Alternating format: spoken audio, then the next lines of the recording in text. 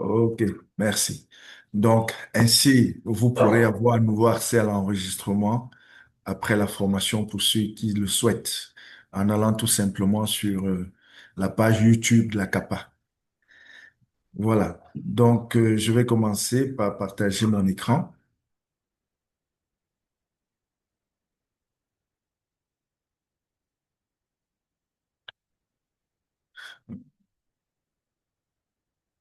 Est-ce que vous voyez tous mon écran?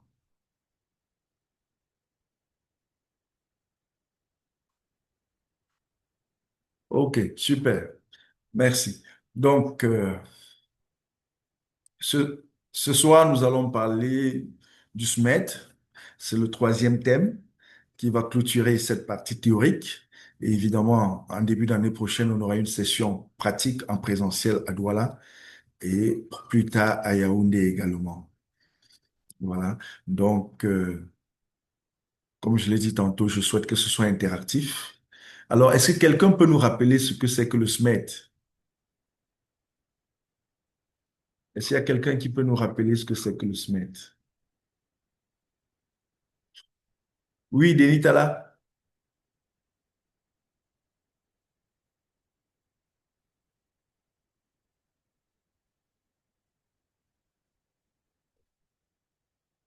Achille Kefak, est-ce qu'il y a quelqu'un qui peut nous rappeler ce que c'est que le SMED?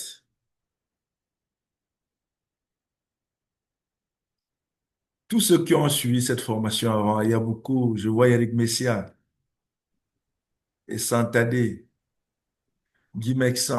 Oui, Shérif Alberto, merci, on t'écoute. Euh, Bonsoir à tous. Bonsoir. Moi, ce que j'ai compris du SMED, c'est une méthode industrielle qui permet de réduire drastiquement le temps de changement des outils. Ok, super. On pourrait généraliser en disant aussi tout simplement le temps de changement des séries. Et reconnaître que bien que ce soit créé dans l'industrie, aujourd'hui le SMED peut s'appliquer également en dehors de l'industrie. On a vu par exemple la dernière fois que lorsqu'il faut passer d'une série A à une série B, parfois on met beaucoup de temps. Et ça peut être la production de, je dirais, d'un seau de 10 litres sur une même machine, sur une euh, machine. Et ensuite, il faut changer par exemple le moule pour passer à la production de seaux de 15 litres sur la même machine. Alors, le temps qu'on met pour passer d'une production à une autre, on s'est rendu compte que dans l'industrie, ça peut aller parfois jusqu'à 24 heures, 72 heures en fonction de la taille des machines et des équipements mis en jeu. Et si on dit qu'il faut mettre 72 heures pour changer, pour passer d'une production à une autre, automatiquement, ça veut dire 72 heures de perdu parce qu'il n'y a rien, aucune production à valeur ajoutée pendant ces 72 heures. Donc, c'est de l'argent perdu pour l'entreprise. Alors, pour cela, le SMED vise à réduire ce temps de changement de série de manière à ce qu'il soit compté en un nombre qui ne peut s'écrire qu'à un seul chiffre, c'est-à-dire moins de 10. Parce que de 0 à 9, c'est un seul chiffre. À partir de 10, c'est déjà deux chiffres. Ça veut dire que même si on met 72 heures pour changer, pour passer d'une production A à une production B sur la même machine, l'idéal, si on applique le SMED, c'est qu'on soit capable de mettre moins de 10 minutes pour le faire. Et si on s'y met à fond, effectivement, on peut passer de 72 heures à moins de 10 minutes. Donc, c'est un peu ça l'objectif du SMED. Et on a vu que lors des derniers cours, on a vu que si on pratiquait très bien le SMED, on pouvait avoir moins de stock. Parce qu'une entreprise qui met 72 heures pour passer d'un produit A à un produit B, vous êtes d'accord avec moi que lorsqu'on a lancé la machine, on ne va pas l'arrêter 2 jours plus tard et mettre encore 3 jours, c'est-à-dire 72 heures, juste pour changer et passer à une autre production. Donc, quand on lance la machine, on est tenté de produire le plus possible. Et qui dit produire plus veut dire stocker plus. Et qui dit stocker plus veut dire immobiliser les fonds. Et on a aussi vu que cela a un impact négatif sur la flexibilité de l'entreprise. Si vous mettez par exemple 24 heures à changer un moule, à passer d'une production A à une production B, ça veut dire que si un client vous passe une commande en une journée et dit j'ai besoin de tel produit le soir, même si la production que vous aviez lancée, il n'y avait pas de commande là-dessus, il vous faudra quand même 24 heures pour commencer à envisager livrer le client. Ça veut dire que vous n'êtes pas flexible. évidemment, cela a un impact négatif sur votre productivité. Donc, le SMED est très important dans l'industrie, mais aussi dans le service. Par exemple, si vous êtes dans un hôtel, vous utilisez une salle de réunion et vous allez arrêter, par exemple, votre réunion à 12h30. C'est une réunion de 30 personnes. Et à 14h, j'allais dire à 13h, il y a un autre séminaire, il y a une autre entreprise qui a pris la même salle pour un séminaire de 100 personnes. Pourtant, il n'y a que 30 minutes entre les deux séminaires. Il faut bien que les hôteliers, les personnes en charge de cette salle soient capables en 30 minutes de passer d'une configuration de peut-être 50 places pour la première conférence à une configuration de 100 places pour la seconde conférence, de manière à ce que les gens qui vont arriver à 13 heures puissent trouver leur salle prête, alors que ceux qui devaient finir à 12h30 finissent également sans pression. Donc, du coup, pour passer d'une série à une autre, même dans une salle de conférence, on est obligé d'appliquer le SMART. Donc, on peut utiliser les mêmes outils qui ont été conçus à la base pour l'industrie, mais qui aujourd'hui s'appliquent également dans le service. Je ne sais pas si jusque-là, cette petite introduction est bonne pour tout le monde. Si c'est bon, faites un petit geste. Ça nous permet d'être ensemble. Ça nous permet de savoir que nous sommes ensemble. Alors, merci. Nous allons donc voir comment mettre en œuvre le SMART dans un processus de production.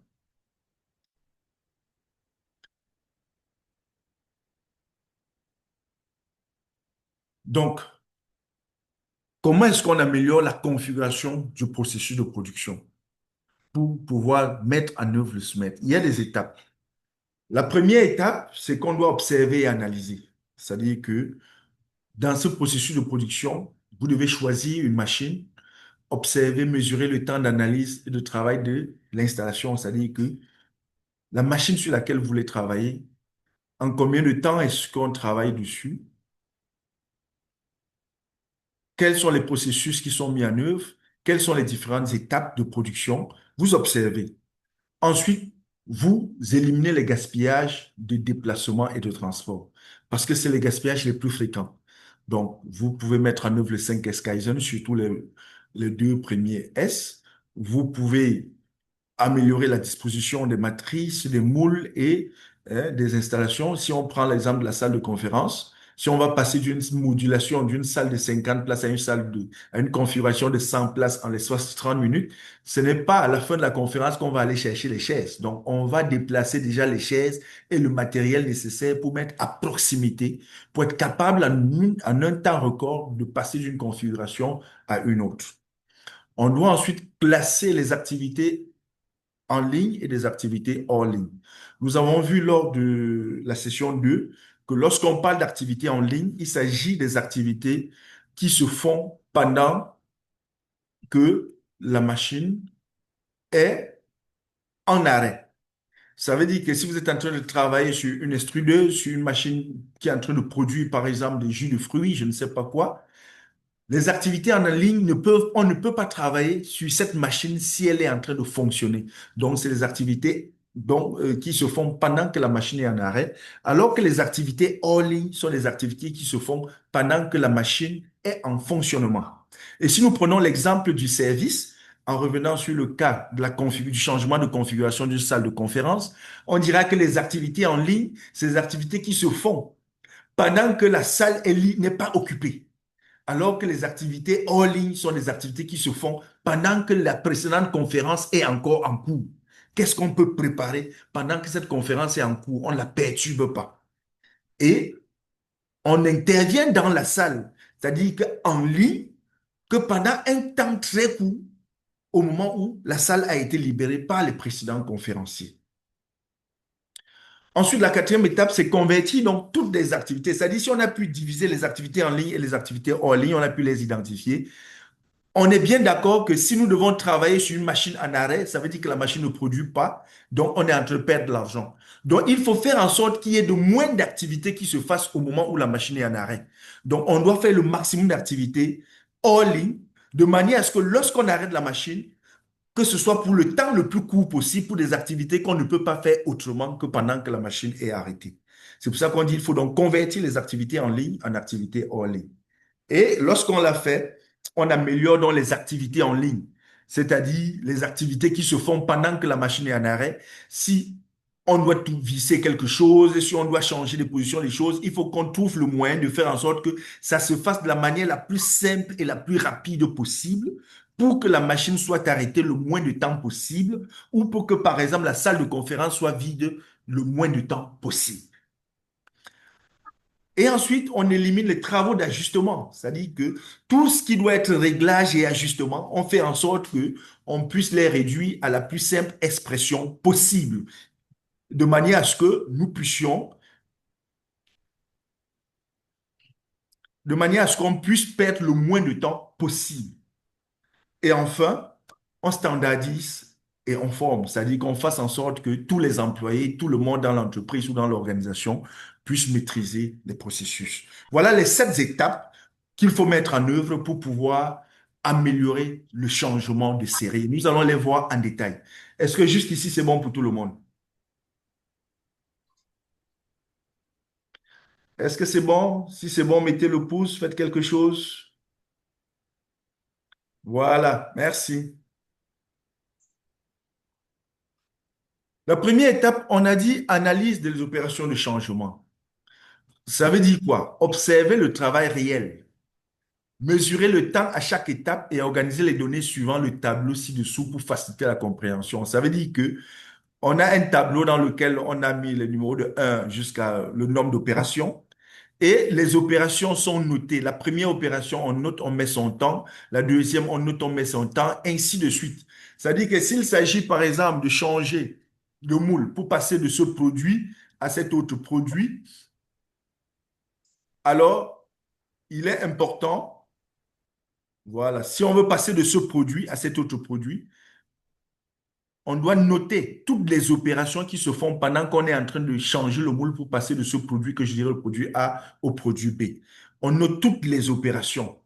Et quand on a fini de noter toutes les opérations, alors on chronomètre tous les temps. Donc, on note en notant le temps. Et lorsqu'on a fini, on peut donc analyser.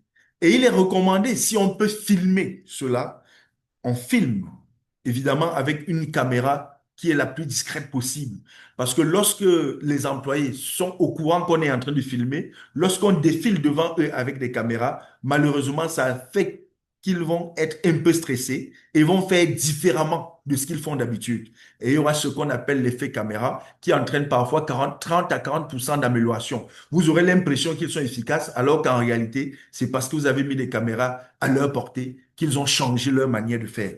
Donc, il faut que les caméras, lorsqu'on doit filmer, qu'elles soient les plus discrètes possibles, ou alors que on le fasse plusieurs fois de manière à ce que les employés s'habituent à la caméra, que ça devienne quelque chose de classique et qu'ils commencent à travailler de manière naturelle.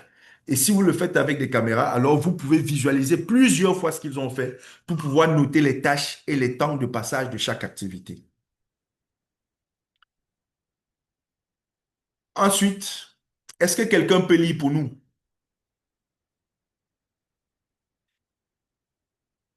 Est-ce que quelqu'un peut lire?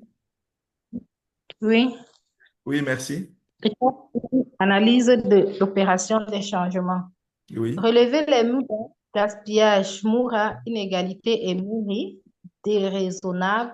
Mhm. Étudier comment les convertir en activités hors ligne et envisager des mesures pour résoudre le problème en utilisant les 4 principes du Kaizen ECRS. Voilà.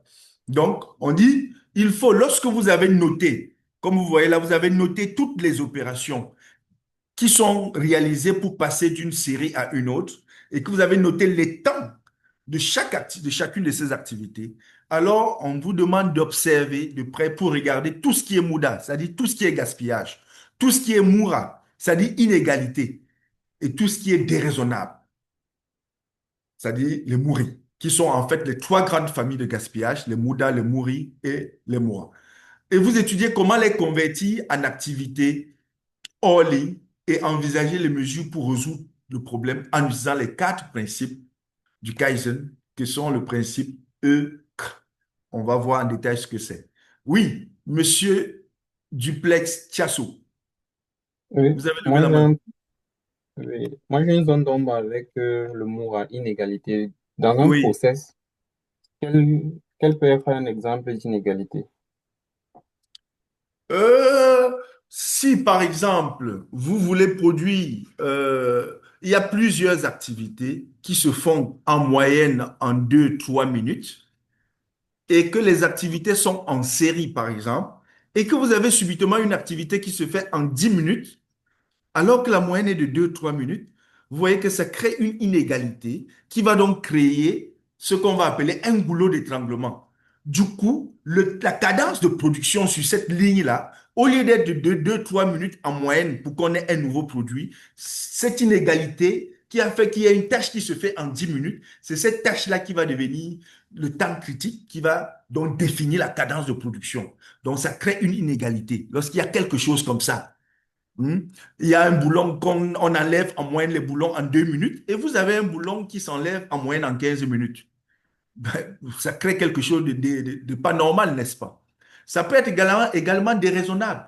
C'est-à-dire, il y a des gens qui portent des charges et à un poste, il y a quelqu'un qui doit porter une charge qui fait 100 kilos ou 50 kilos, quelque chose qui est anormal. C'est-à-dire que même s'il porte, c'est parce qu'il est exceptionnellement fort. Ça veut dire que quelqu'un d'autre à cette fonction ne peut pas le faire. Donc, Ok. les gaspillages sont des choses qui semblent normales, mais qui en réalité ne produisent pas les valeurs.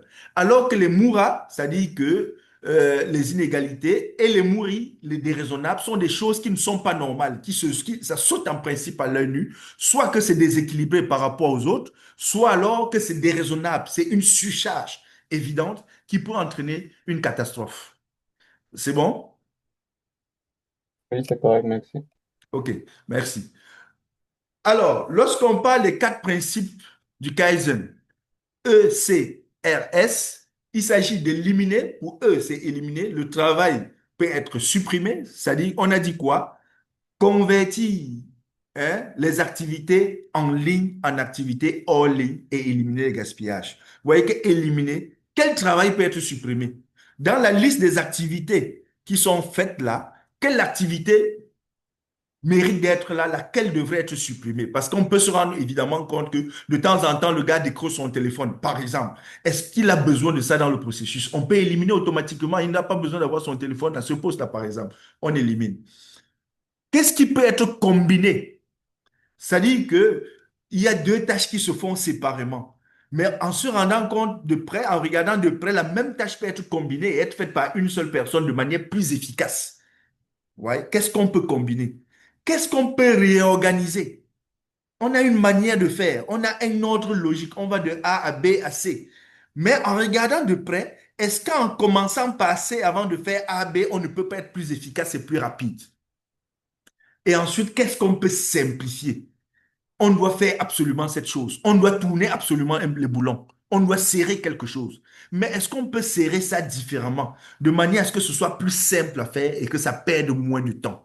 Voilà donc les 4 grands principes qu'il faut mettre en œuvre lorsqu'on veut améliorer le processus, c'est-à-dire que lorsqu'on veut transformer des activités en ligne en activités hors ligne et éliminer les gaspillages.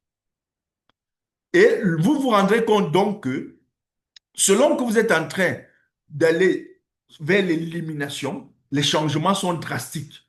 Quand il faut éliminer une activité, il faut éliminer le téléphone, il faut éliminer un déplacement. On faisait 50 mètres pour aller prendre les tables qu'on devait mettre dans la salle des réunions. Maintenant, on les a ramenés à 1 mètre de la salle des réunions. Vous voyez, le changement est grand, l'amélioration est grande, l'efficacité est importante. Alors que lorsqu'il s'agit juste de simplifier, un boulon qu'on tournait, on le tournait 5 fois, maintenant on va mettre autre chose qui permet qu'on tourne 2 fois. C'est des petits changements. Mais que ce soit des grands ou des petits changements, c'est des changements qui permettent de réduire le temps de changement de série et d'améliorer l'efficacité et la productivité. Alors, est-ce que quelqu'un d'autre peut lire? Deuxième étape.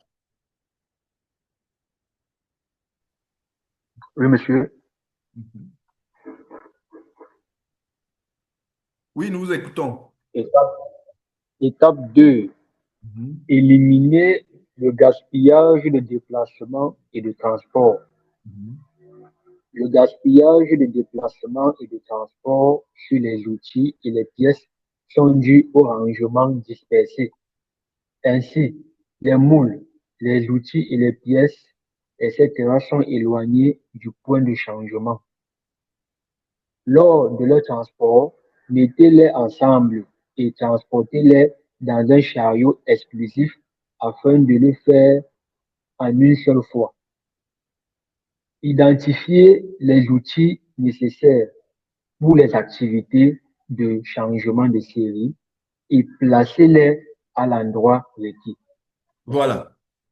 Donc, très souvent, on va se rendre compte que lorsque les gens vont changer de série, ils vont passer d'un moule, des seaux de 10 litres, de la production des seaux de litres à la production des seaux de 15 litres. C'est quand ils vont arrêter la production qu'ils vont commencer à chercher les choses. Et les choses sont dispersées. Et on fait des déplacements. On va prendre telle chose, on vient. On va prendre telle autre chose. On va à gauche, on prend quelque chose. On va à droite, on prend quelque chose. Et on se rend compte, et parfois on fait plusieurs déplacements, parfois dans le même magasin. On va d'abord porter un moule. Après, on va chercher les clés. Après, on va prendre l'huile. Après, on va quelque chose. On vous recommande ici de rassembler tout ça et de déplacer ça en un seul coup. En déplaçant cela en un seul coup, il y a un seul déplacement qui est fait et on transporte plusieurs choses en même temps.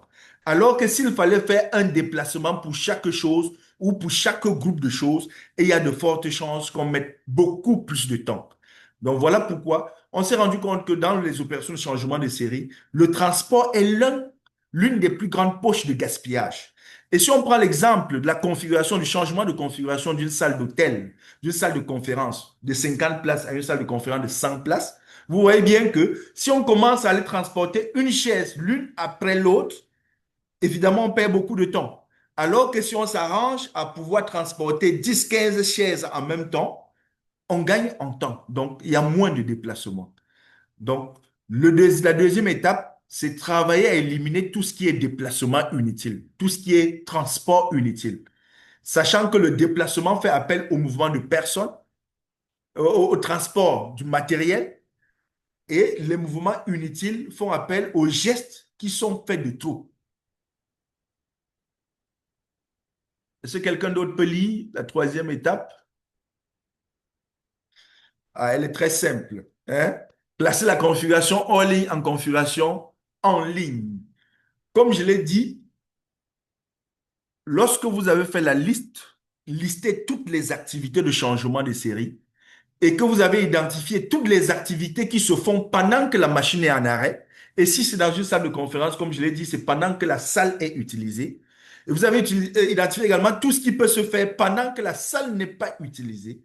Alors, vous pouvez les identifier, comme nous sommes en train de voir là, les activités hors ligne, c'est-à-dire les activités qui peuvent se faire pendant que la machine est en fonctionnement, on les voit en rouge, alors que les activités qui peuvent se faire pendant que la machine est en arrêt, on les voit en bleu. Donc, vous devez pouvoir les identifier. Dans la liste de toutes les activités que vous avez faites, avec le temps qui est inscrit devant chaque activité, vous devez pouvoir mettre, cocher quelque part pour faire la différence entre ce qui ne peut se faire que lorsque la machine est en arrêt et ce qui ne peut se faire si la machine est en fonctionnement. Et évidemment, si vous identifiez ces activités-là, que quelqu'un s'apprête à lire, s'il vous plaît, l'objectif d'identifier ces activités, de faire la différence entre les activités qui se font quand la machine fonctionne et quand la machine ne fonctionne pas, l'objectif, c'est de pouvoir faire en sorte que toutes les activités qui se font pendant qu'il faut qu'on arrête la machine, qu'on voit comment faire en sorte que le maximum de ces activités ne soient faites que pendant que la machine fonctionne. Parce que l'objectif du SMED, c'est de réduire le temps d'arrêt machine à moins de 10 minutes pour permettre que on passe moins de temps à changer une série. C'est-à-dire que la machine produit le plus possible. Alors, est-ce que quelqu'un peut lire? Oui, pour étape 4, conversion des activités en ligne en activités hors ligne. Pour chaque activité, il faut vérifier si le travail ne peut être effectué que lorsque la machine est en arrêt et réfléchir à la manière de le faire sans arrêter la machine. Assurez-vous de bien préparer les activités qui peuvent se faire hors ligne. Pensez à pré-régler le moule, les outils de coupe, les pièces, etc. pour l'activité suivante. Voilà. Donc, Mauvaise. Ok. mhm. Donc, lorsque vous avez séparé, c'est-à-dire que vous avez identifié toutes les activités qui se font lorsque la machine est en arrêt et toutes les activités qui se font pendant que la machine fonctionnait, il faut que vous soyez capable de vérifier pour chaque activité qui se faisait pendant qu'on a arrêté la machine, de questionner cette activité et de se demander est-ce qu'il y a une manière de le faire sans arrêter la machine? Ne serait-ce que de réduire une partie de cette tâche-là. C'est-à-dire que même si on ne peut pas faire toute la tâche sans arrêter la machine, qu'est-ce que nous pouvons faire de manière à ce qu'on fasse une partie quand même pendant que la machine fonctionne pour qu'on arrête la machine seulement pour la partie dont on n'a pas le choix. Parce que qui dit arrêt machine veut dire perte de production. Et on dit également pour toutes les activités qui peuvent se faire pendant que la machine est en train de fonctionner, il faut faire en sorte que ces activités puissent être le mieux préparées possible. Par exemple, pendant que la machine est en activité, on peut aller prendre un moule, on peut le pré-régler. Mais si on le règle mal, au moment de l'utiliser, pendant qu'on va arrêter la machine, on va se rendre compte qu'on a mal réglé et on va commencer à régler à nouveau pendant que la machine est en arrêt. Donc, on va rallonger le temps d'arrêt machine. C'est pour ça qu'on dit qu'il faut bien préparer ce qui peut se faire pendant que la machine est en fonctionnement. Il faut que ce soit bien fait, bien préparé, de manière à ce qu'au moment où on arrête la machine, que cela ne soit pas un obstacle ou une raison qui va rallonger le temps d'arrêt machine. Et c'est pour ça qu'on vous dit, il faut penser à pré-régler les moules. Vous voyez là, voilà par exemple un ensemble de pièces qui vont être montées sur la machine. Nous avons le choix de ranger bien ça et de déjà préassembler, en sorte qu'il ne reste qu'à fixer ces deux vis au moment où on va arrêter la machine. Mais on peut aussi décider que quand on arrête la machine, avant qu'on commence à assembler ceci, et évidemment, vous voyez que si on doit assembler tout ceci au moment où on arrête la machine, on va perdre plus de temps. La machine va être arrêtée pendant plus longtemps, donc on aura de pertes de production. Alors que si pendant que la machine fonctionnait, nous on avait pris soin d'assembler ça, de manière à ce qu'il ne reste qu'à aller fixer le bloc sur la machine, alors on arrêtera la machine pendant un temps beaucoup plus court et par conséquent, notre productivité sera meilleure. C'est bon pour tout le monde?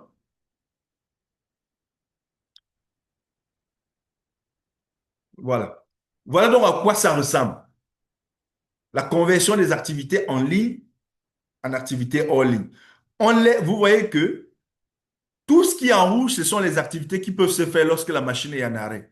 Alors que tout ce qui est en bleu, lorsque la machine fonctionne, pardon. Alors que tout ce qui est en bleu, c'est ce qui peut se faire uniquement lorsque la machine est arrêtée. Si on est dans la première configuration, c'est-à-dire que lorsqu'on a étudié, on a vu que au début, on avait arrêté la machine pour faire ceci. Ça veut dire que dès la 5e minute, on a arrêté la machine pendant 2 minutes. Et quand on arrête la machine, on ne va plus la démarrer. Donc finalement, la machine sera en arrêt presque jusqu'à la fin.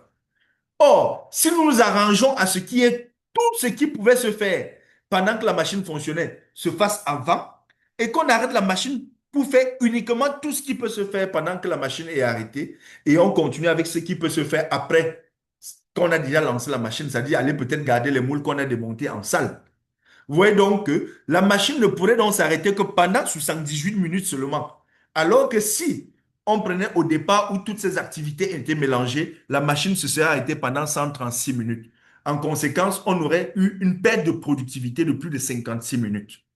Donc, vous voyez que juste en réorganisant les activités en ligne et en hors ligne, et en faisant en sorte que on arrête la machine et on ne fasse que ce qui peut être fait quand la machine est arrêtée, automatiquement, on réduit le temps de changement de série et on améliore la productivité de la machine. Si tu veux dire. Oui, quelqu'un a une question? OK, merci. Quelqu'un d'autre pour lire la 5e étape?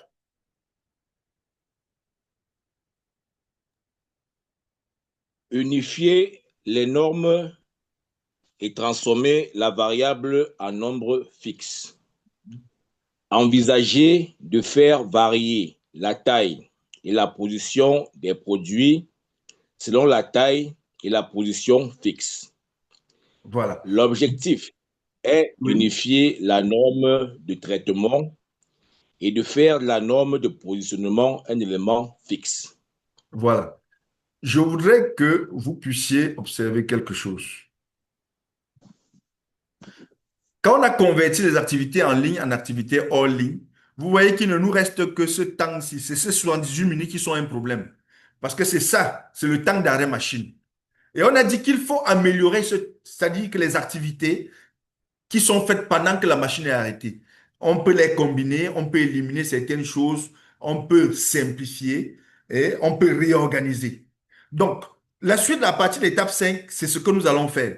C'est-à-dire que nous allons améliorer les activités en ligne. C'est-à-dire, on va revenir sur ces 78 minutes. Ce sont des activités qui se font pendant que la machine est en arrêt. Se demander comment est-ce qu'on peut faire en sorte que ce qui ne peut être fait que pendant que la machine est en arrêt soit fait de la manière la plus rapide et la plus efficace possible pour que ces 78 minutes passent par exemple en moins de 10 minutes. Alors, on vous dit que pour le faire, il faut uniformiser les variables. Il faut uniformiser les nombres et transformer les variables en nombres fixes. Qu'est-ce que cela veut dire concrètement? Lorsque, par exemple, on a le produit A et le produit B, sur lequel le processus voudrait qu'on pèse un trou pour continuer l'activité de l'entreprise de production. Vous voyez que si nous n'avons pas une bonne manière de positionner ce produit A et ce produit B sur la perceuse, alors on perdra beaucoup de temps à trouver la bonne position pour percer le trou au milieu de la pièce. Et du coup, ça va être un processus long et fastidieux. Et on nous dit donc que pour simplifier cette opération, au lieu de commencer à voir quelle peut être la bonne position, qui a le bon coup d'œil, qui le fait souvent de la bonne manière, et quand il a loupé, on ne sait plus comment faire, la pièce est gâtée, on fabrique quelque chose qui est comme une pièce, un périphérique, hein, sur lequel on vient juste positionner la pièce, parce que ça a la bonne dimension. Lorsqu'on positionne la pièce, automatiquement, l'élément qui devait perce à la bonne position. Donc, on n'a plus besoin de réfléchir. Vous voyez, ça permet de passer à une... Avant, on pouvait mettre 5, 10 minutes pour trouver la bonne position, mais aussi on pouvait percer à la mauvaise position et avoir un rebut. Alors que si on a fabriqué cette pièce, on pourrait appeler ça, c'est une forme de pokayoke, un détrompeur, quelque chose qui empêche qu'il y ait d'erreur. Ça fait donc que lorsqu'on a mis cette pièce et que c'est à la bonne dimension, vous prenez juste la pièce A ou la pièce B, vous collez à l'angle là et directement, la perceuse tombe exactement au centre. Ça fait donc que l'opération qui peut se faire en 10-15 minutes se fait en une fraction de seconde. Ça fait également que la première opération qui peut entraîner des rebuts, dans la deuxième, on a moins de rebuts ou on n'a quasiment pas de rebuts. Voilà par exemple comment on transforme quelque chose qui est une variable en quelque chose de fixe. Dans la première position, il faut chercher, il faut bouger. C'est une variable et on peut se tromper. Alors que dans la deuxième position, lorsqu'on a créé ce Pokayoke, cette jauge, on positionne dessus à l'angle et ça correspond exactement à là où la vis va entrer. Du coup, on a moins d'erreurs possibles. Oui, Alberto Shérif, vous avez levé la main tout à l'heure.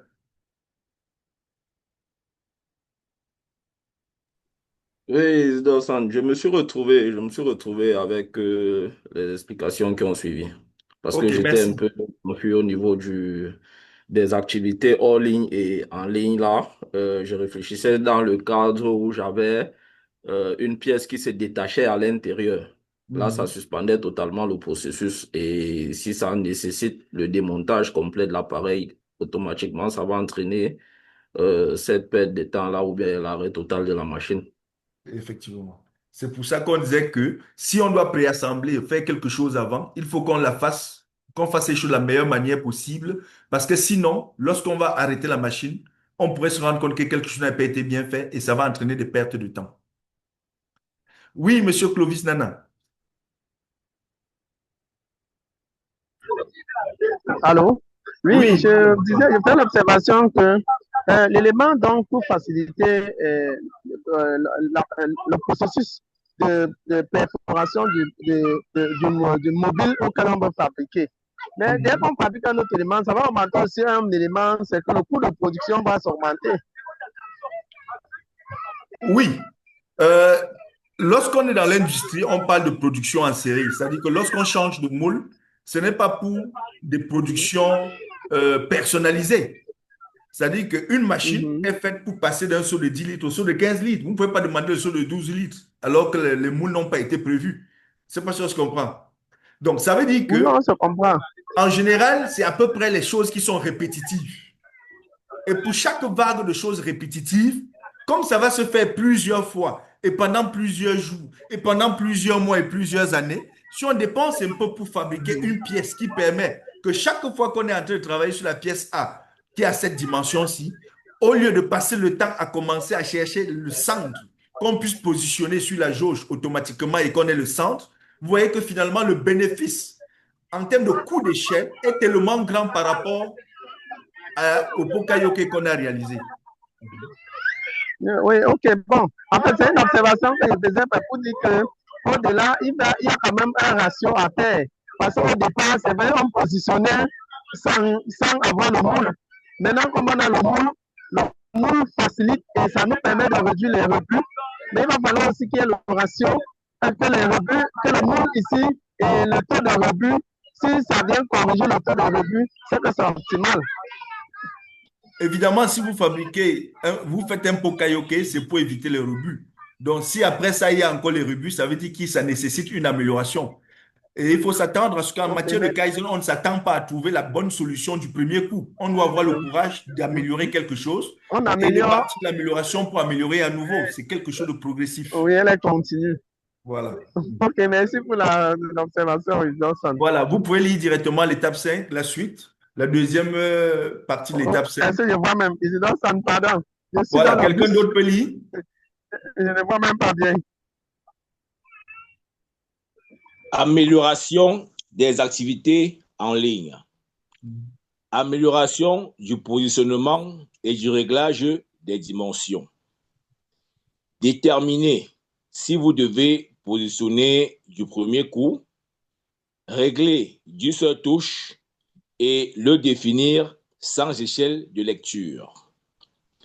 En d'autres termes, trouver le moyen d'éliminer le travail d'ajustement. Voilà. Vous voyez, par exemple, s'il faut mettre ces deux pièces, l'une collée à l'autre, il y a ce trou-là, on doit visser.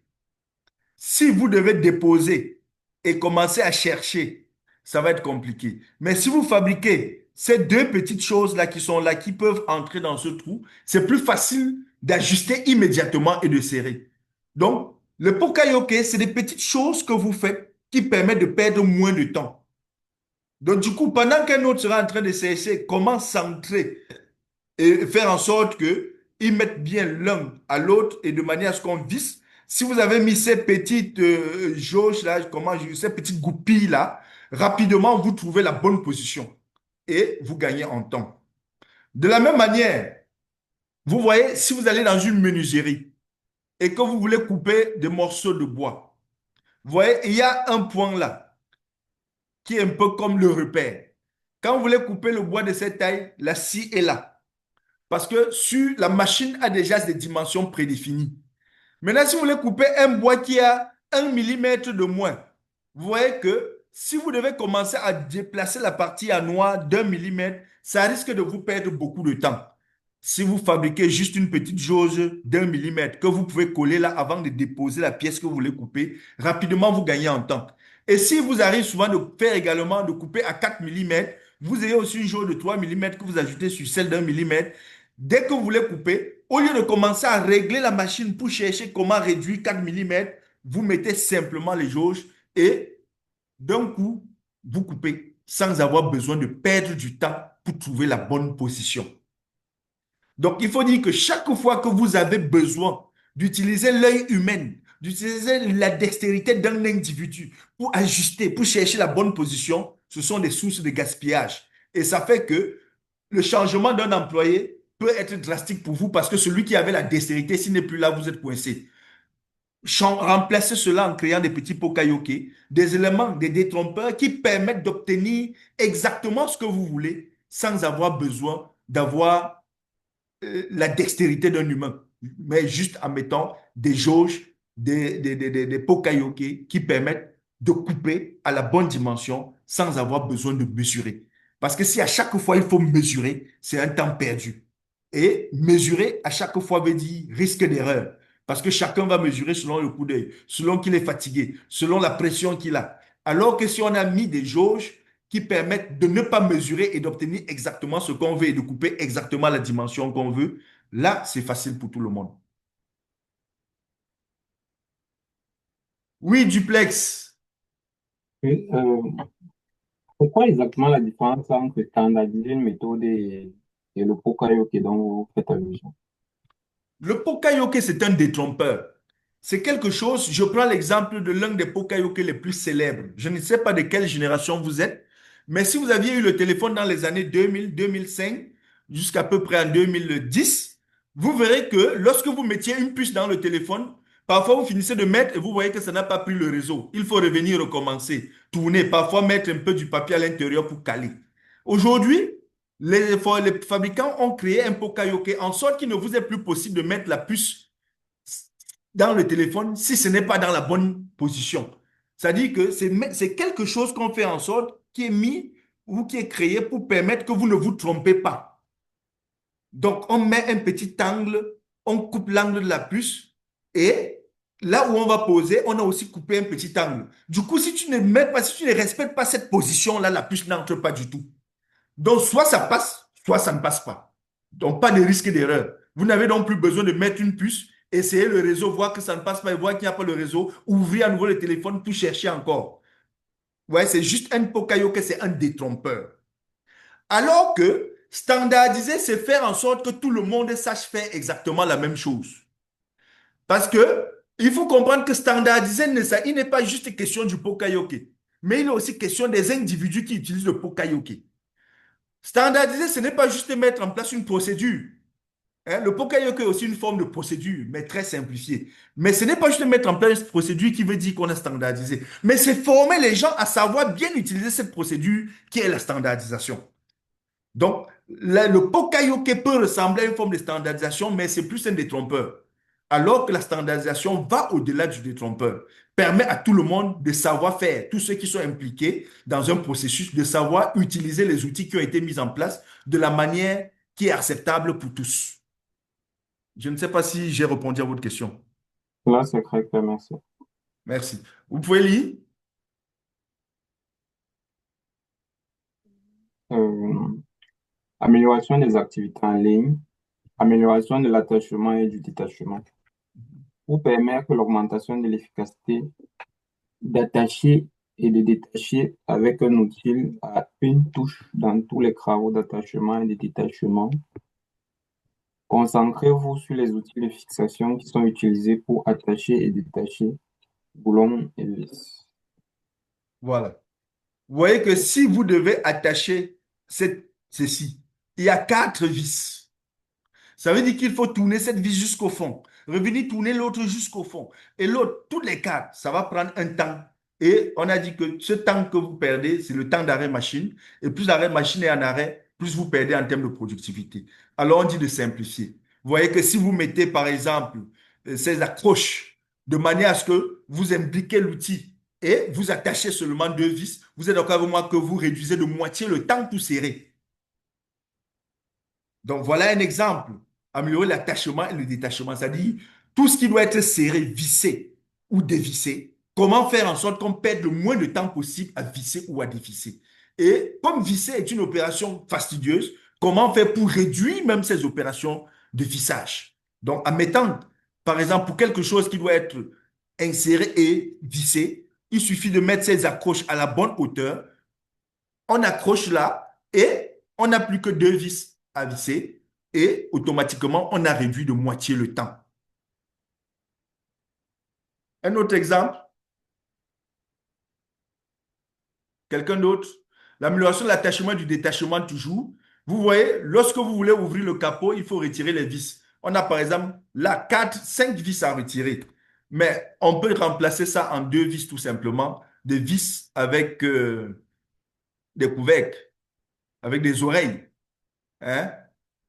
Du coup, ça veut dire que ici, il faut régler la bonne position pour que chaque vis entre dans le trou correspondant. Alors que là-bas, on accroche seulement le capot parce qu'on l'a fendu légèrement et on a remplacé les vis classiques par des vis en haleine qui ont donc des oreilles. Il suffit qu'on mette comme ça et on tourne d'un coup, pack, à 50, à 90 degrés et automatiquement le capot est scellé. Ouais, voilà des opérations que vous pouvez faire. En réalité, il s'agit ici d'être capable de changer de transformer légèrement les machines qui vous ont été livrées de manière à pouvoir réduire le temps que vous perdez pour des opérations de changement de série. On peut également voir la même chose là. Vous voyez, vous devez assembler la pièce A et la pièce B. On doit les mettre et commencer à visser. On tourne, on tourne, on tourne. Mais on peut aussi mettre un clapet, une crampe sur la pièce A et la pièce B et avec un seul geste, on serre directement. Ça fait également moins de perte de temps. Donc, voilà des exemples d'opérations d'attachement et de détachement que vous pouvez mettre en œuvre sur vos machines pour réduire le temps qui est passé à serrer les vis, à serrer les outils, attacher ou à détacher. Parce que le temps qu'on perd à détacher, c'est le même temps qu'on perd pour serrer. Et finalement, c'est un temps qui est improductif. C'est bon pour tout le monde? Est-ce que quelqu'un peut lire? Amélioration de l'activité en ligne. Des travaux sont mis en œuvre en parallèle. Nous avons beaucoup de travail dans la production de grandes machines et la production en ligne. La perte de marge représente une grande partie dans tous les travaux. Dans ce cas, nous changeons pour travailler avec une paire d'employés. Nous vérifions si des travaux parallèles sont faisables. Vérifier la portée et le planning du travail et ne pas faire de temps d'attente mutuellement. Voilà. Ici, il est simplement question de pouvoir travailler. C'est-à-dire que si vous êtes sur une machine qui est grande, il faut passer d'un côté à un autre. C'est le même opérateur qui travaille. Il travaille à gauche, il travaille en bas, il monte, il descend. Et à la fin, vous arrêtez votre machine pendant longtemps. L'idéal est de voir comment répartir les tâches de manière à que les tâches soient faites en parallèle, qu'il y ait deux personnes qui travaillent en même temps, qui synchronisent et qui peuvent communiquer avec les signaux de manière à être plus efficaces. Et l'expérience a montré qu'en le faisant, on réduit à peu près de moitié le temps pour réaliser les tâches. Et qui dit réduction de moitié veut dire amélioration de la productivité. On double à peu près la productivité parce que la machine va fonctionner beaucoup plus de temps que prévu. Étape 6, quelqu'un peut lire? Étape 6, élimination du travail d'ajustement.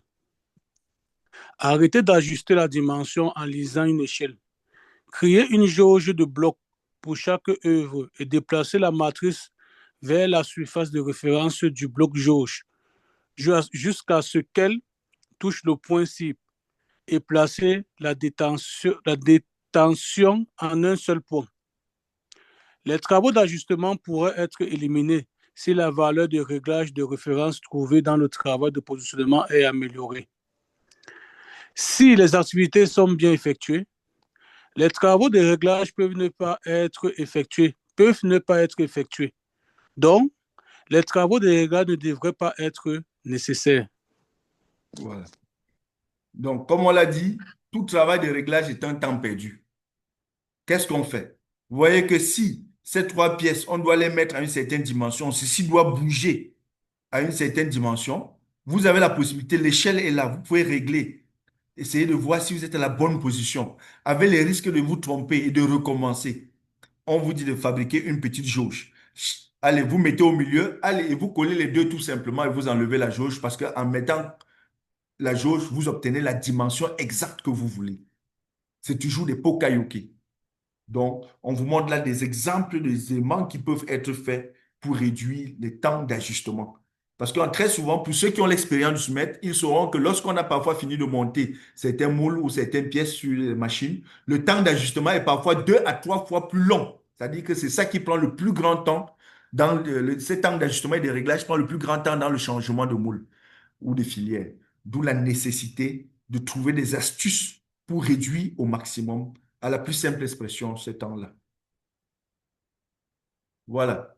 Toujours de la même manière, pour éliminer les ajustements, vous voyez, on peut être en train de travailler et on est dans une ligne de production où en général, on utilise les bouteilles d'une certaine dimension. Hein. On a les grosses bouteilles de 65 centilitres pour mettre les bières que nous aimons beaucoup au continent. Et ensuite, on a les petites bouteilles de 33 centilitres.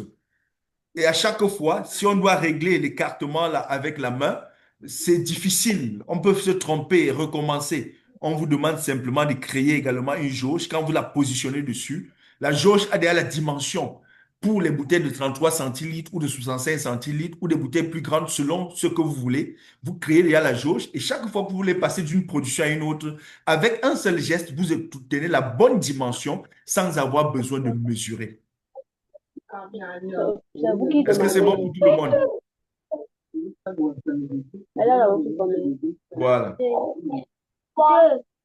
Deux, huit, trois. Joachim, vous pouvez fermer le micro de ceux qui bavardent, s'il vous plaît. Alvin, ok, merci. Voilà. Je crois que c'est Duplessis qui nous posait la question sur la différente standardisation et le Pokayoke. Vous voyez que lorsqu'on parle de standardisation, on dit que le contenu doit être amélioré, doit être complémentaire. C'est-à-dire qu'on doit créer des procédures de changement doivent être créées et le personnel doit être formé jusqu'à ce qu'il puisse le mettre en œuvre efficacement.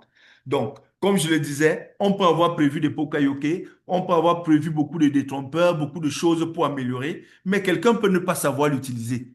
Du coup, on n'aura pas standardisé. Donc, la standardisation inclut une dimension humaine, au-delà de la dimension structurelle, matérielle qui est liée au Pokayoke. Il faut une dimension humaine. Les gens comprennent exactement les différentes étapes et savent les mettre en œuvre de manière à obtenir le résultat attendu. Voilà. Alors, je vais vous demander simplement de regarder attentivement cette vidéo et on va voir un exemple de changement de série. Voilà une production. La machine vient de finir de produire et le monsieur va démonter le mandrin pour pouvoir mettre de nouvelles bobines. Vous voyez, il l'a déposé. C'est là où il n'est pas déposé. Et il prend la bobine qu'il avait déjà pris soin de poser sur un chariot. Il vient et il commence à essayer d'enlever tout seul. Il met le mandrin. Il serre. Il passe de l'autre côté et il va également serrer. Et quelqu'un voit qu'il est coincé et vient l'aider.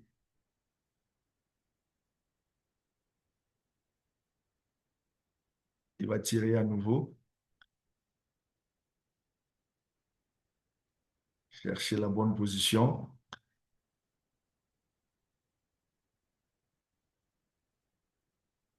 Les gens voient qu'il a un difficulté, on essaie de l'aider en passant. Voilà.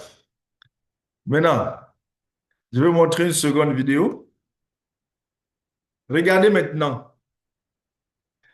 La première partie de la vidéo montre ce qui se passait avant. Regardez ce qui a été fait après. C'est un exemple de se mettre pratique sur le terrain. Vous voyez?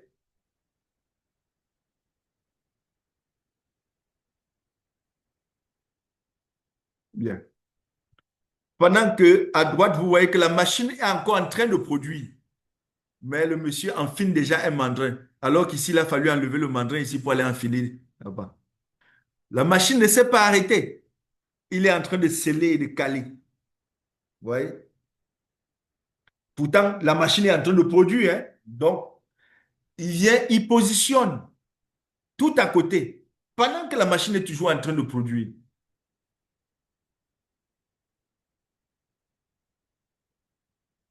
Il commence à prendre le lève-charge, il va l'orienter et l'amener à la position de manière à ce qu'il puisse être capable même de transporter ce dont il aura besoin. Il est en train d'apprêter chaque chose. Vous voyez que pendant que l'autre, la machine était déjà en arrêt, donc on n'est plus en train de produire, c'est là où ce monsieur à gauche est en train d'essayer de changer. L'autre-ci a déjà presque tout apprêté pendant que la machine est encore en train de produire. Vous voyez?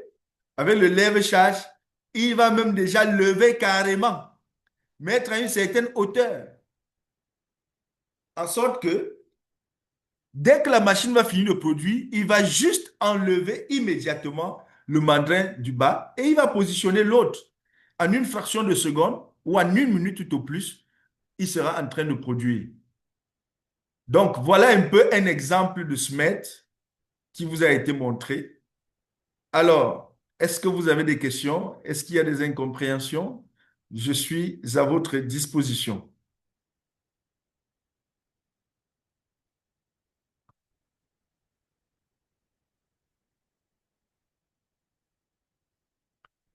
Vous avez des questions? Moi, j'ai une ou plusieurs questions. Ça viendra au fait, puisque je suis en initiation. Oui. Merci, monsieur. Vous me donnez la parole? Bien sûr. D'accord, merci, monsieur Fontaban, pour cette très belle présentation.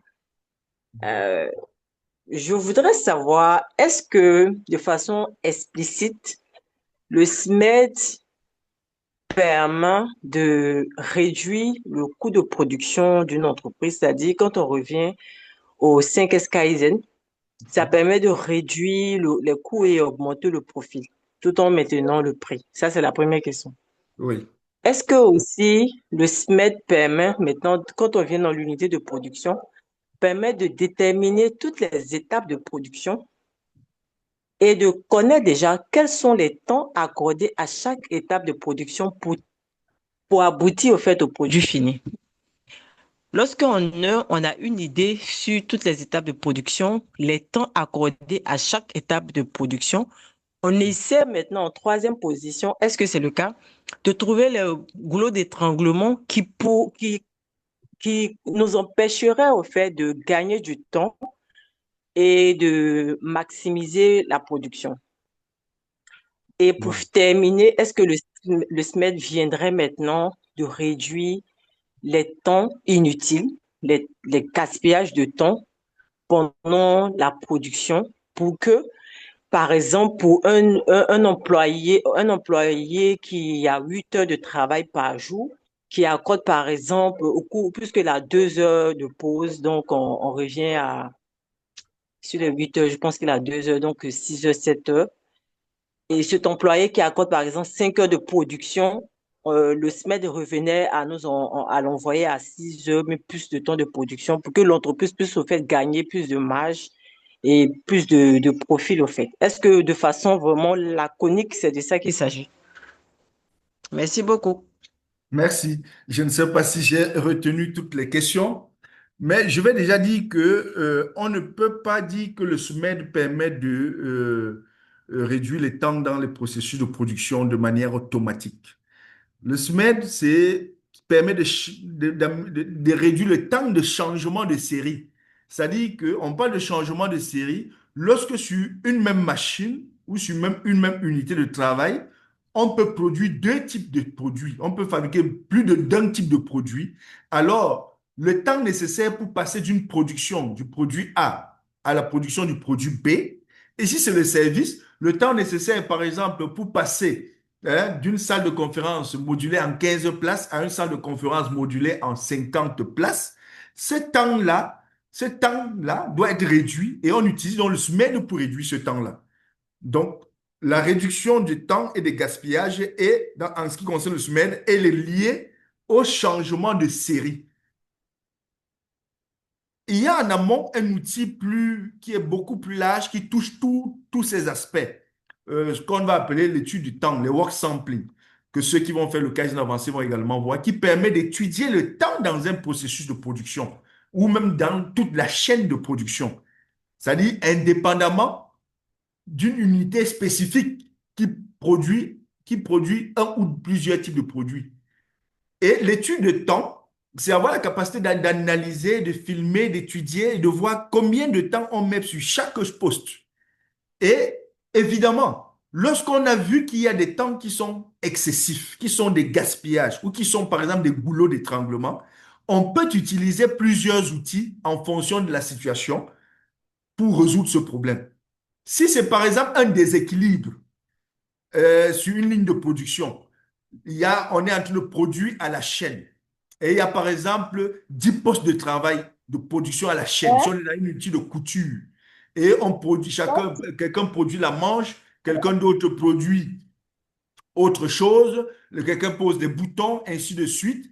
Alors, dans ce cas-là, on peut se rendre compte qu'un poste de la ligne a un temps qui est le double des autres. C'est un gaspillage. Pour résoudre ce problème, ce n'est pas le SMED qu'on va utiliser, ce sera l'équilibrage des lignes ou line balancing, qui est un autre outil de l'ingénierie industrielle que ceux qui vont faire le Kaizen avancé auront l'opportunité de voir. Donc, voyons que voilà un exemple de gaspillage ou de temps qui n'est pas bon sur une ligne de production, qui ne peut pas être résolu par le SMED. Les gaspillages qui sont résolus par le SMED sont ceux qui sont dans un poste où on est en train de passer d'une série à une autre, tout simplement. Maintenant, est-ce que ça permet d'améliorer la productivité, d'améliorer les marges de l'entreprise? Absolument oui. Lorsque, pour changer, pour passer d'un produit A à un produit B, vous mettez 24 heures pour le faire, ça veut dire automatiquement, c'est 24 heures où tous les employés qui sont concernés par cette machine-là ne sont pas en train de produire. Ils sont en train de travailler, mais pas de faire quelque chose qui rapporte à l'entreprise. Donc, ça veut dire qu'à la fin de la journée, du mois, si vous avez pu produire seulement 100 unités, toutes les charges de l'entreprise seront rapportées à ces 100 unités. Et vos coûts de production seront élevés, vos prix seront donc automatiquement chers et vous n'aurez pas de bonne marge. Alors que celui qui pratique le SMED et qui réduit ses temps de changement de série va automatiquement réduire les temps d'arrêt machine. Donc, il va produire beaucoup plus. C'est-à-dire que là où l'autre mettait 72 heures pour changer un moule sur une machine qui a une cadence de production d'une pièce toutes les minutes, ça veut dire qu'on a mis 72 heures, il faut multiplier 72 fois 60 pour voir combien de pièces on a perdu.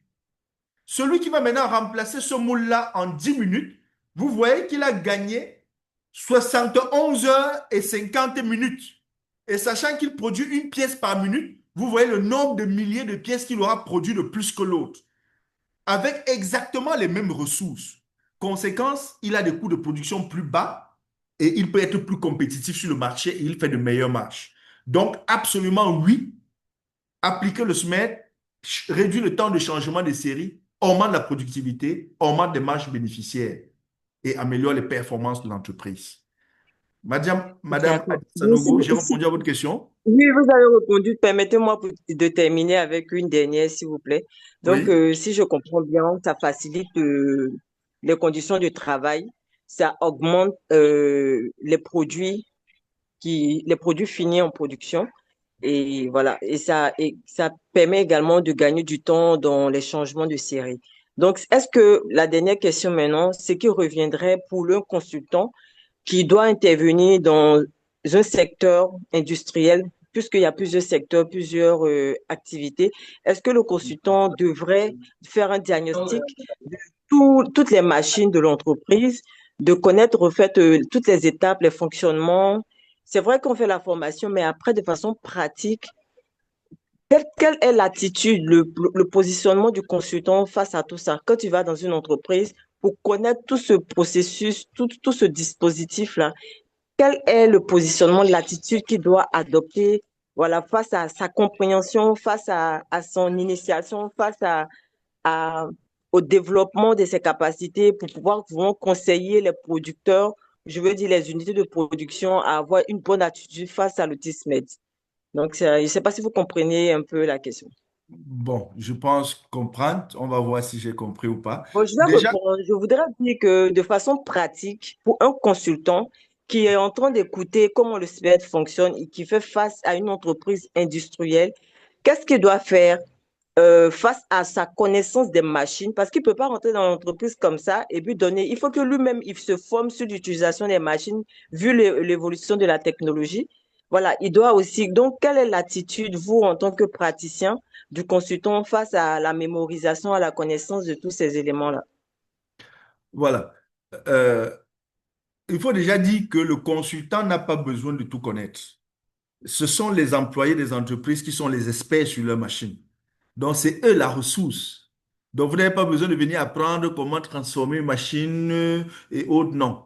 Malheureusement, s'il faut le faire, vous ne pourrez être consultant que sur quelques machines et peut-être pour tout le reste de votre vie, alors que vous devez accompagner les gens de manière plus large. Donc, le consultant s'appuie sur la ressource interne.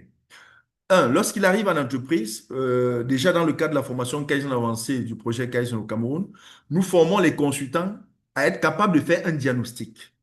Donc, il y a beaucoup d'outils de l'ingénierie industrielle qui leur sont donnés. Et au terme du diagnostic, le consultant verra quel outil est adapté au problème qu'il aura trouvé en entreprise. Donc, ce n'est pas parce qu'on est formé au SMED qu'on va automatiquement aller pratiquer le SMED dans une entreprise qui n'a pas besoin de SMED. Si une entreprise, par exemple, change le moule une fois tous les 6 mois, il n'est pas alors qu'il change même s'il change son moule en 24 heures, il n'est pas nécessaire d'aller passer son temps à dire qu'on a gagné du temps de changement de série pour une entreprise qui change le moule une fois tous les 6 mois. Alors qu'une autre entreprise va changer le moule toutes les 2 semaines, toutes les semaines même parfois tous les 2 jours. Alors là, même si le changement de série ne fait que 15 minutes, la fréquence est telle que si nous gagnons 10 minutes dans le changement de série, on va quand même gagner plus d'une heure par semaine. Et ces plus d'une heure par semaine reviennent à plus de 54 heures par an. Et 54 heures par an, c'est près d'une semaine de travail de gagner pour un employé. Donc vous voyez que le constat doit avoir la capacité de juger de l'opportunité ou pas d'appliquer un outil ou un autre en fonction des problèmes qu'il a trouvés en entreprise. Et maintenant, lorsqu'il a trouvé le problème, sa démarche à lui est d'amener les employés de l'entreprise à comprendre où se situe le problème avec des outils de diagnostic qui leur seront également enseignés pendant la formation, qui permettent aux employés de se rendre compte qu'il y a problème et de participer à la résolution du problème par eux-mêmes. Donc, un consultant Kaizen n'est pas celui qui vient résoudre les problèmes, mais il est celui qui vient aider les employés à pouvoir résoudre les problèmes. C'est-à-dire il permet de créer une certaine pérennisation de l'esprit d'amélioration continue. Je ne sais pas si j'ai répondu à votre question. Merci, j'en ai fini, c'est très gentil. Merci beaucoup. Une autre Monsieur question? Isidore, oui, Oui. monsieur Isidore, je voulais savoir, étant donné que nous n'avons pas pu assister aux 2 premières sessions, alors qu'à l'introduction, vous avez dit que ces 3 sessions, c'est des cours théoriques, mais la pratique se fera à Douala. Est-ce que Oui. c'est possible d'avoir les sessions précédentes, y compris celle-ci, Voilà. en Ce sont des web formations. Nous ne D'accord, donnons pas les documents aux participants. C'est des web formations gratuites. Donc, le document en version PDF coûte 10 000 francs CFA par le canal par lequel vous avez été contacté. Si vous êtes intéressé par le document, vous écrivez par WhatsApp ou par mail au canal à la CAPA et on va dès que vous avez payé, on vous envoie le document. Donc, vous d'accord, voyez que c'est gratuit et d'accord. on ne Mais transmet pas pour, les documents de cette d'accord, façon. mais pour nous qui n'avons pas fait les 2 premières sessions, est-ce que ça ne va pas nous pénaliser? Bien, cette session est un peu le résumé des 2 précédentes aussi. C'est la partie pratique. Les 2 premières sessions étaient sur des concepts. On expliquait le pourquoi et un certain nombre de choses. Mais la partie pratique, c'était aujourd'hui. C'est-à-dire que comprendre comment est-ce qu'on met ça en œuvre sur le terrain. Maintenant, pour ceux qui vont faire la formation Kaizen avancée, ils auront l'opportunité de suivre le cours, même s'il n'est pas identique à celui-ci, mais l'esprit du cours est exactement le même. Ceux qui veulent avoir le module celui-ci, en fait, les 3 sont sur le même PowerPoint en ce moment d'ailleurs. Donc, ce n'est pas 3 modules séparés, c'est 3 parties d'un même module, D'accord. suffisamment détaillé simplement. Donc, ceux qui sont intéressés, il suffit de saisir la CAPA et vous aurez le document sans aucun souci. Le document avec les 3 modules à 10 000. Justement, c'est ça. D'accord, pas de souci. Merci beaucoup. Je vous en prie. Oui, monsieur Nana Clovis. Une fois de plus, bonsoir, Isidore Sam. Bonsoir. Ah oui, en fait, je voudrais apporter une petite contribution par rapport à la question de la consultante. Au niveau où elle disait quel est le comportement que le consultant doit avoir lorsqu'il est dans la pratique en entreprise par rapport aux améliorations observées. Oui, je dirais juste que bon, par rapport aux améliorations observées dans les entreprises, lorsque tu pratiques et que tu fais un nombre d'observations, moyennant les outils dans le Kaizen apportent. Maintenant, pour apporter des améliorations, je pense que lorsque tu termines ton travail, il y a des recommandations. Dans ton rapport, tu fais des recommandations à l'entreprise. Il y a telle modification qu'il faut apporter, telle modification qu'il faut apporter, telle modification, telle modification. Et maintenant, il y a une phase de suivi pour voir est-ce que les modifications ont été respectées. Ce n'est pas une obligation, donc c'est à l'entreprise, l'opportunité du changement revient à l'entreprise. C'est vrai que toi, en tant que technicien, consultant, tu dois plutôt montrer la pertinence par rapport à travers ton rapport et à travers la pratique sur le terrain, à montrer que ça peut vous poser beaucoup de manquements et les pertes conséquentes. Donc voilà un peu ce que je voulais apporter comme une petite contribution. Ok, merci, Monsieur Nana Clovis. Est-ce que quelqu'un d'autre a une contribution? On va arrêter dans quelques minutes.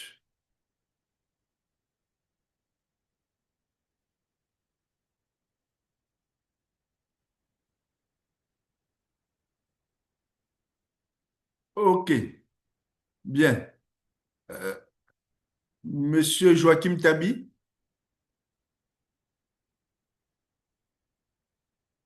Oui, Zidane. Oui, vous aviez un sondage à faire, c'est ça? Vous êtes hôte? Alors, normalement, le sondage devrait se faire par un outil de Zoom. Malheureusement, nous aurions dû paramétrer ça dès le départ. Ça n'a pas été fait, mais on peut simplement rattraper à travers le chat. Donc, il y a une question qui a été posée aux participants et je les invite à répondre massivement en fait à ce sondage-là. Notamment, la question qui était posée ici était de savoir, en fait, je pense que tout le monde voit déjà un peu la question dans le chat. Dans quelle mesure, justement, ce webinaire sur le SMEDA a-t-il répondu à vos attentes et renforcé votre intérêt pour participer à la session pratique en présentiel qui a été annoncée en début de session, notamment la session sur Douala dans un premier temps et la session sur Yaoundé dans un second temps. Donc, avant que nous nous séparions, j'invite donc tous les participants à répondre à ce sondage.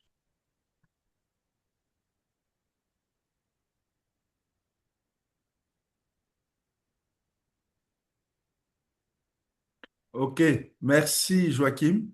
Donc, chers participants, répondez dans la mesure du possible au sondage. Ça va nous aider à mieux vous aider. Vous savez, la Cameroun Productivity Association se fixe pour objectif d'aider, d'améliorer la productivité, non seulement au Cameroun, mais en Afrique francophone. Donc, nous sommes au service de la performance opérationnelle, au service de la communauté et des professionnels. Donnez votre avis, s'il vous plaît. Ça va nous permettre d'améliorer nos formations. Oui, oui, Monsieur Nana, vous avez levé la main? Oui, pardon, le sondage, ça se passe comment? Quelle est la procédure? Bon, je Donc, pense que vous Isidore, pouvez... si tu permets. Oui, oui.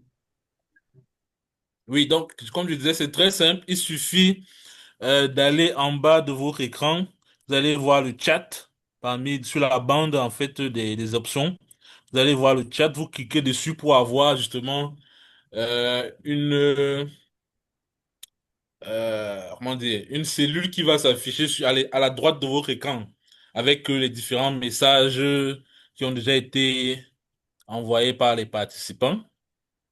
Et donc, vous pouvez simplement répondre à la question qui a été posée, notamment, je reprends la question. Donc, dans quelle mesure ce webinaire sur le SMED a-t-il répondu à vos attentes et renforcé votre intérêt pour participer à la session pratique en présentiel? Donc, les options, il y en a quatre. Très satisfaisant et très motivant pour participer. Ça, c'est l'option 1. Option 2, satisfaisant et motivant pour participer. peu satisfaisant et peu motivant, option 3. Et enfin, la dernière option, pas du tout satisfaisant ni motivant. Merci à Duplex qui a déjà répondu, et Santadé, Guessant Mathurin, Valentine, Théophile, Alimoka, Adja Sanogo, Denis Tala, Shérif Alberto, Jamen, Jacques Madjongi, Domo Glazis, Douala Douala Stéphane, Kwetetio. Merci à tous ceux qui ont donné leur avis. Donc, est-ce que nous pouvons ouvrir nos caméras aussi pour faire une photo de famille? Est-ce que nous pouvons ouvrir nos caméras, s'il vous plaît?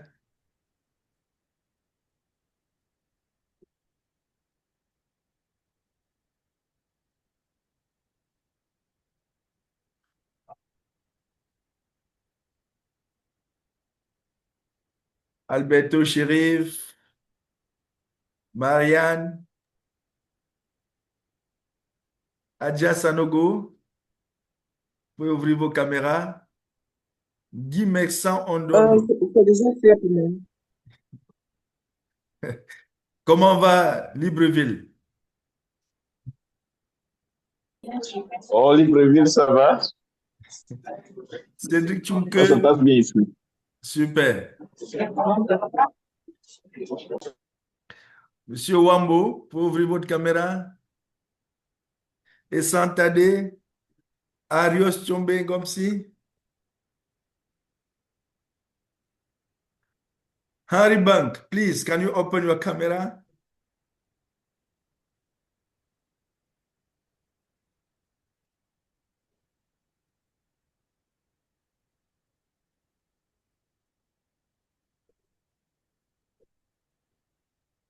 Merci. Merci. Ouvrez vos Ouvrez vos caméras. caméras. Bonsoir Isidore. Sorry pour la qualité de l'image. Eno est parti chez nous. C'est qui? Ah, Gladys. Oui, nous n'avons pas de lumière. C'est aussi ça le continent. La belle famille risque de se moquer de nous, hein? On espère que toutes les dispositions sont prises pour que le courant soit revenu avant notre arrivée. Nous espérons. Alors, si vous êtes content, mettez les cœurs, s'il vous plaît. Mettez les cœurs si vous êtes content, si la formation était intéressante. Merci, merci, merci.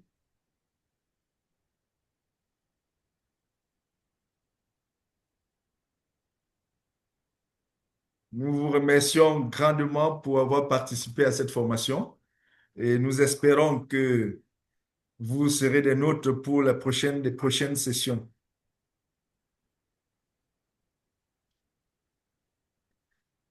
OK, merci, merci à tous.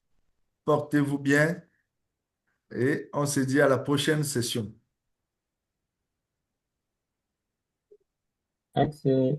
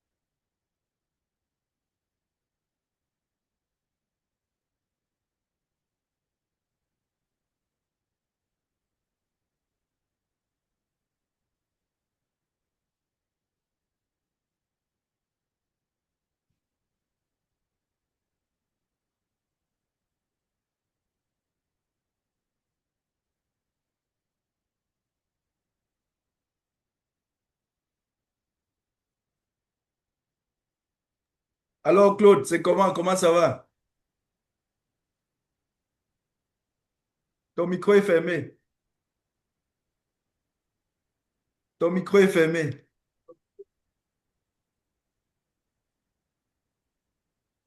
Stéphane, Oui, Isidore, bonsoir. Ça va, bonsoir. je me porte bien. Merci. En forme? C'était une très belle expérience. Ah, Ça va, mon frère, ça va. super. J'attends seulement pour la présentielle. C'était super. Merci. Merci pour tout. OK, merci. On se dit donc à la prochaine session. C'est sûr, c'est sûr. Je ne manquerai pas. Super. OK, merci.